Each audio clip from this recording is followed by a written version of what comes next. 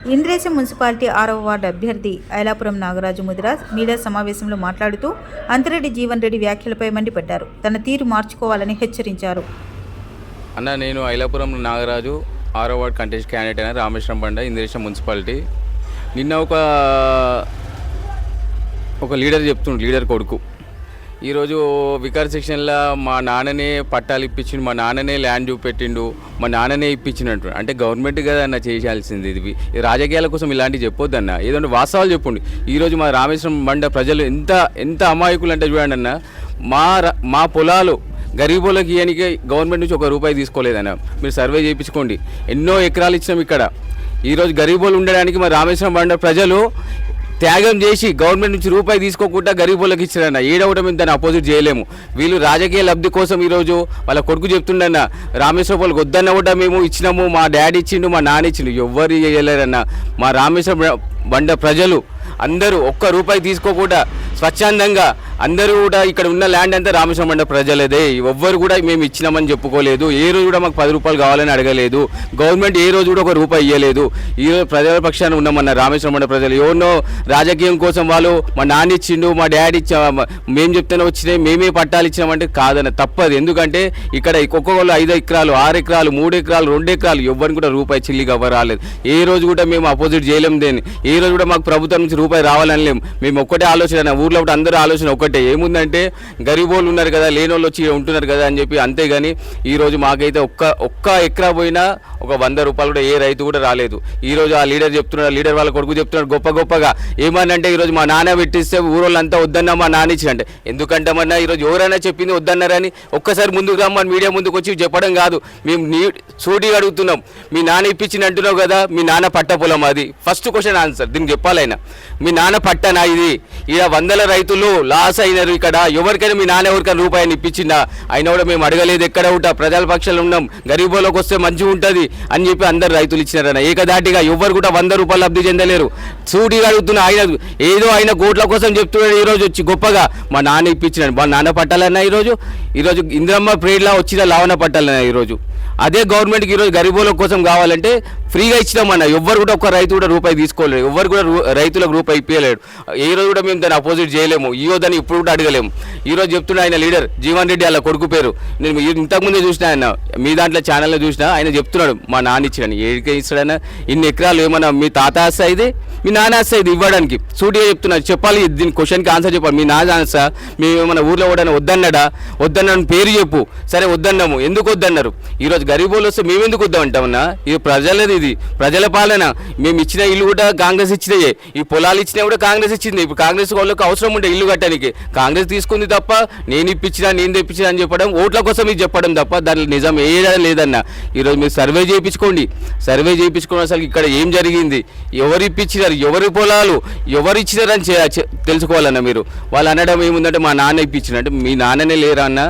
ఆ రోజు ఎమ్మెల్యే నందీశ్వర్ గౌడ్ ఉండే, కాంగ్రెస్ గవర్నమెంట్ ఉండే. ఆ రోజు సర్వే చేయించి ఇంత గవర్నమెంట్ ల్యాండ్ ఉంది, ఇంతమంది రైతులు ఉన్నారు, ఆ రైతుల దగ్గర నుంచి తీసుకొని ఇవ్వడం జరిగింది. ఎవరు కూడా చెప్పి ఆయన సొంత పొలాలకి ఎవరు ఇవ్వలేదన్న. ఈరోజు గ్రూప్లో పెడతాడు, మా రామేశ్వరం అంటే గ్రూప్లో మా నాన్న ఇప్పించిండు, విలేజ్ వాళ్ళు అందరూ వద్దన్న కూడా మా నాన్న ఇచ్చిండు. ఈరోజు వచ్చి రాజకీయ నాయకులు ఓట్లు అడుగుతున్నారంటే, ఈరోజు ఎవ్వరు కూడా మేము గరీబుల పక్షాన ఉన్నామన్నా.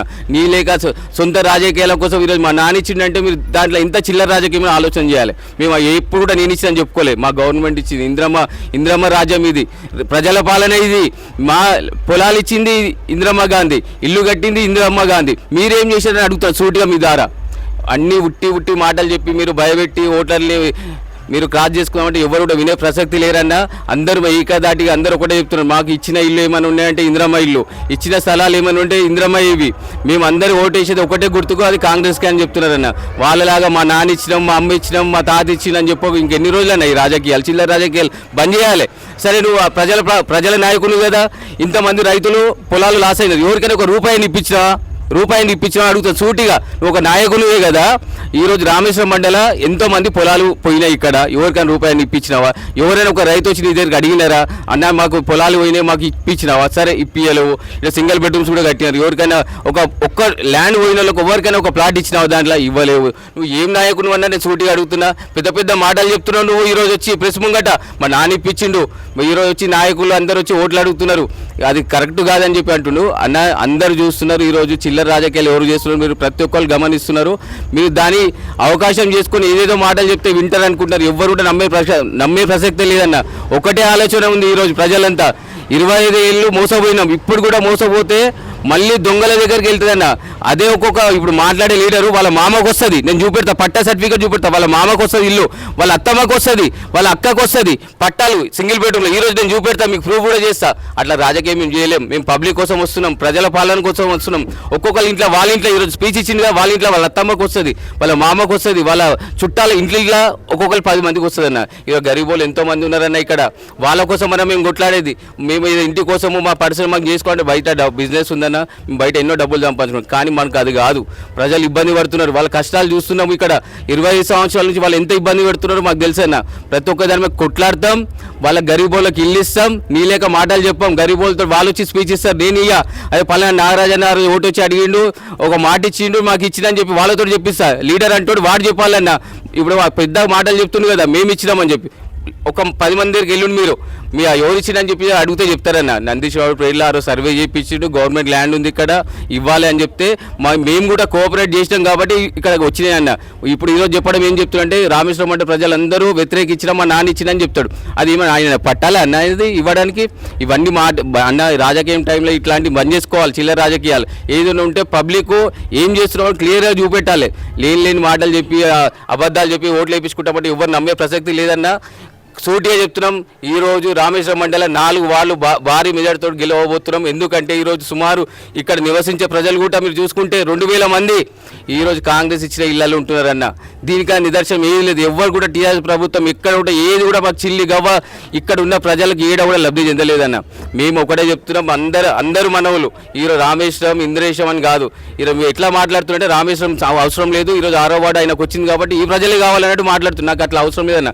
అందరు కావాలి, నాకు రామేశ్వరం కావాలి, వికార్ సెక్షన్ కావాలి, జీహెచ్ఎంసీ కాలనీ కావాలి. అందరు నా ప్రజలు గరీబోళ్ళు ఎక్కడున్నా అక్కడికి వెళ్తాను. నాకు ఓటు ఉన్న దగ్గర కాదు. రామేశ్వరం పేద ప్రజలకు ఇబ్బంది ఉన్నా నేను ముందుంటానా. మీ ద్వారా చెప్తున్నా, వాళ్ళకి ఏది ఉన్నా చేయడానికి నేను రెడీ ఉన్నా. నన్ను గెలిపించుకుంటారన్నా. వాళ్ళకి ఏది ఉన్నా బాధలు ఉన్నా నేను చేస్తానన్నా. మీ ద్వారా చెప్తున్నా. ఇంకోటి ఈరోజు సీనన్న ఆశీస్సులు ఉన్నాయి, దామన్న ఆశీస్సులు ఉన్నాయి. ఒకటే చెప్తున్నా, ప్రజలకు ఏ ఇబ్బంది ఉన్నా నువ్వు చూడు, నా దృష్టికి తీసుకురా, నేను నెరవేరుస్తాను మాట ఇచ్చిండన్న. మాకు వీళ్ళలేక మాటలు కాదు, పని చేసి చూపెడతాం. ఈరోజు ప్రజల్ని ఎంత ఇబ్బంది పెట్టాలో పెడుతుండన్న. ఈరోజు పట్టాలు ఇప్పిస్తున్నాం అంటుండు, బాండ్ పేపర్లు రాసిస్తున్నాడు. బాండ్ పేపర్లు రాసి నేను ఇల్లు ఇస్తా అంటుండు. ఎవరి అన్న ఇవ్వడానికి? బాండ్ పేపర్లు రాసిచ్చి ఇల్లు ఇవ్వడానికి ఎవరి ఇల్లు అవి? అసలుకి మా ఇంద్రమ్మ కట్టిన ఇల్లు అవి కట్టిందా నువ్వు ఇయ్యనేకో. ఈరోజు నువ్వు ఇచ్చినావు అనుకో. అట్లా మేము కూడా చెప్తున్నాం, సర్వే చేపిస్తున్నాం, కేసులు బుక్ చేస్తామన్న. ఈరోజు ప్రజల్ని ఏదో ఇబ్బంది పెట్టి మీరు లోపలికి ఆ ఇళ్లకు పంపించి ఓట్లు వేయించుకుందాం ఆలోచన వస్తుంది మీకు.